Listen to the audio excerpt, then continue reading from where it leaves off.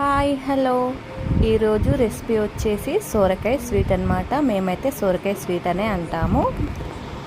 First సోరకాయది లోపల గుజ్జు పైన పీల్ అంతా తీసేసుకొని ఇలా నీట్గా కడిగేసుకొని పీసెస్ లాగా చేసుకొని ఇలా తురిమేసుకొని పెట్టేసుకోవాలి. ఆ తర్వాత స్టవ్ మీద ప్యాన్ పెట్టేసుకొని దాంట్లో 2 స్పూన్స్ వరకు గీ వేసుకోవాలి.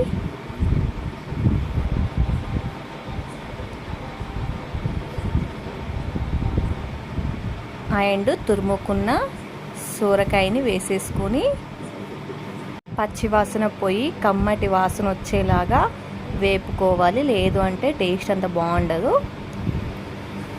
అండ్ ఒక 1/2 అవర్ ముందు నానబెట్టేసుకున్న సగ్గు బియ్యాన్ని దాంట్లో వేసేసుకొని మరొక 5 or 10 minutes మంచిగా రెండింటిని వేపుకోవాలి. అప్పుడే టేస్ట్ అనేది చాలా బాగుంటుంది.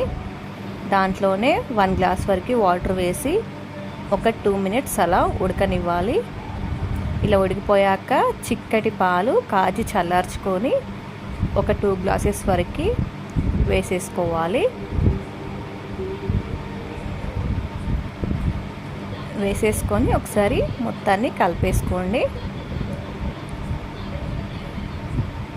ఇలా కలిపేసుకున్నాక ఒక పొంగు రాగానే దీంట్లో సరిపడా షుగర్ వేసుకోవాలి. నేను ఇక్కడ 1/2 కప్ షుగర్ వేసాను.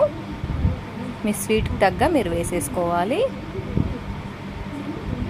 షుగర్ అంతా కరిగేలాగా ఒక 2-3 minutes ఒకసారి కలిపేసుకొని